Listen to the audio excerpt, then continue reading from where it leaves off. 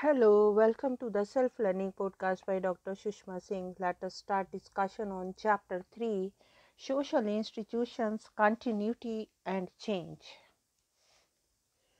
Having studied the structure and dynamics of the population of India in Chapter 2, we turn now to the study of social institutions. A population is not just a collection of separate, unrelated individuals. It is a society made up of distinct but interlinked classes and communities of various kinds. These communities are sustained and regulated by social institutions and social relationships. In this chapter, we will be looking at three institutions that are central to Indian society, namely caste, tribe, and family. Now let us discuss caste and the caste system. Like any Indian, you already know that caste is the name of an ancient social institution that has been part of Indian history and culture for thousands of years. But like any other living Indian living in the 21st century, you also know that the something called caste is definitely a part of Indian society today. To what extent are these two castes, the one that is supposed to be part of India's past and the one that is part of its present, the same thing? This is the question that we will try to answer in this section. Let us discuss first the caste in the past. Caste is an institution uniquely associated with the Indian subcontinent. While social arrangement producing similar effects can existed in other parts of the world, the exact form has not been found elsewhere. Although it is an institution characteristic of Hindu society, caste has spread to the major non-Hindu communities of the Indian subcontinent. This is especially true of Muslims, Christians, and Sikhs. As is well known, the English word caste is actually a borrowing from the Portuguese casta, meaning pure breed. The word refers to a broad institutional arrangement that in Indian languages, beginning with the ancient Sanskrit, is referred to by two distinct terms, Varna and Jati. Varna, literary color, is the name given to a fourfold division of society into Brahmana, Kshatriya, Vaishya, and Shudra. Though this excludes a significant section of the population composed of the outcasts, foreigners, slaves, conquered peoples, and others. Sometimes referred to as the Panchamas or fifth categories. Jatis is a generic term referring to species or kinds of anything, ranging from inanimate objects to plants, animals, and human beings. Jati is the word most commonly used to refer to institution of caste in Indian languages, though it is interesting to note that increasingly Indian language speakers are beginning to use the English word caste. The precise relationship between Varna and Jati has been the subject of much speculation and debate among scholars. The most common interpretation is to treat Varna as a broad all India aggregate classification, while Jati is taken to be a regional or local sub-classification involving a much more complex system consisting of hundreds or even thousands of castes and subcastes. This means that while the four Varna classification is common to all of India, the Jati hierarchy has more local classification that vary from region to region. Opinions also differ on the adjectives of caste system. It is generally agreed, though, that the four Varna classification is roughly 3000 years old. However, the caste system stood for different things in different time periods, so that it is misleading to think of the same system continuing for 3000 years. In its earliest phase, in the late Vedic period, roughly between 900 to 500 BC, the caste system was really a Varna system and consisted of only four major divisions. These divisions were not very elaborate or very rigid, and they were not determined by birth.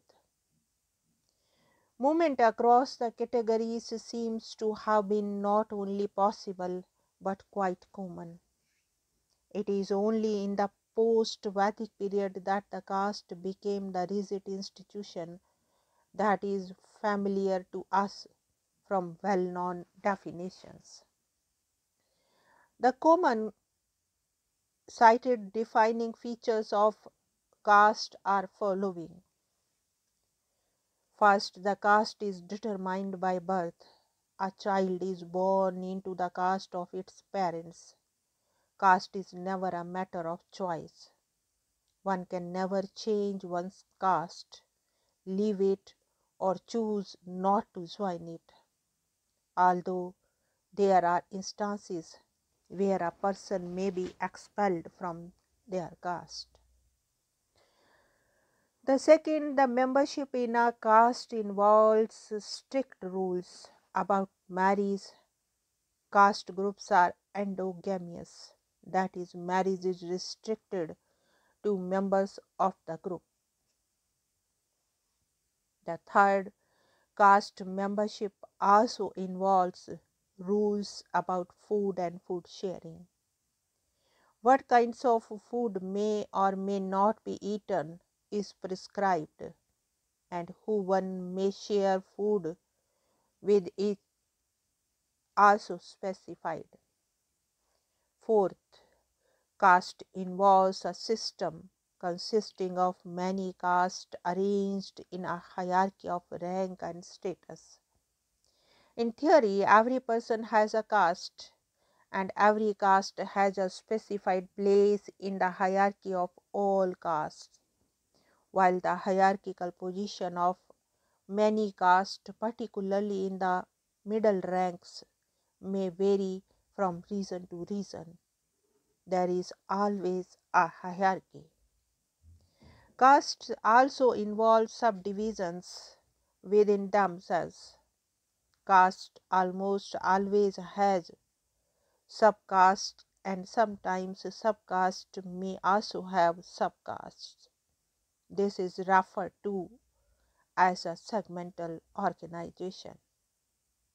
Sixth, castes were traditionally linked to occupation. A person born into a caste could only practice the occupation associated with that caste, so that occupations were hereditary, that is, passed on from generation to generation. On the other hand, a particular occupation could only be pursued by caste associated with its members of other caste could not enter the occupation. These features are prescribed rules found in ancient scriptural texts. Since these prescriptions were not always practiced, we cannot say to what extent these rules actually determine the empirical reality of caste. Its concrete meaning for the people living at that time. As you can see, most of the prescriptions involved prohibition or restrictions of various sorts. It is also clear from historical evidence that caste was a very unequal institution. Some castes benefited greatly from the system, while others were condemned to a life of endless labor and subordination. Most important, once caste became rigidly determined by birth, it was in principle impossible for a person to ever change their life circumstances, whether they deserve it or not. An upper caste person would always have high status, while a lower caste person would always be at low status. Theoretically, the caste system can be understood as the combination of two sets of principles, one based on the difference and separation, and the other on the holism and hierarchy. Each caste is supposed to be different from and is therefore strictly separated from every other caste. Many of the scriptural rules of caste are thus designed to prevent the mixing of castes. Rules ranging from marriage, food sharing, and social interaction to occupation. On the other hand, these different or separated castes do not have an individual existence. They can only exist in relation to a large whole, the totality of society consisting of all castes. Further, this societal whole or system is a hierarchical rather than egalitarian. Each individual caste occupies not just a distinct place, but also an ordered rank, a particular position in a ladder like arrangement going from highest to lowest. The hierarchical ordering of caste is based on the distinction between purity and pollution. This is a division between something believed to be closer to the sacred, thus connotating ritual purity, and something believed to be distinct from or opposite to the sacred, therefore considered ritually polluting. Castes that are considered ritually pure have high status, while those considered less pure or impure have low status. As in all societies, material power, that is, economic or military power, is closely associated with social status, so that those in power tend to be of high status, and vice versa.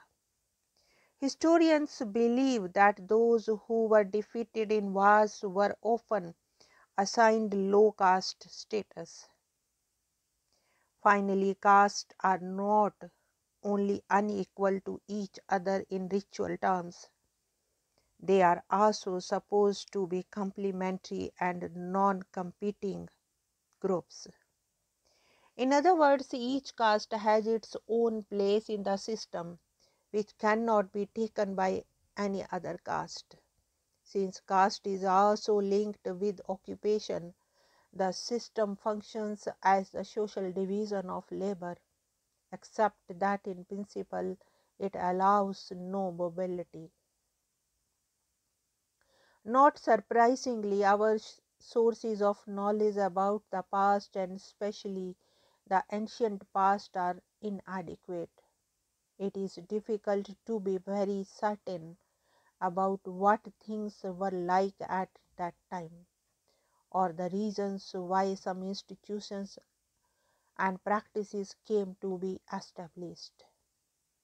But even if we knew all this, it still cannot tell us about what should be done today. just because something happened in the past or is part of our tradition. It is not necessarily right or wrong forever. Every age has a to think afresh about such questions and come to its own collective decision about its social institutions.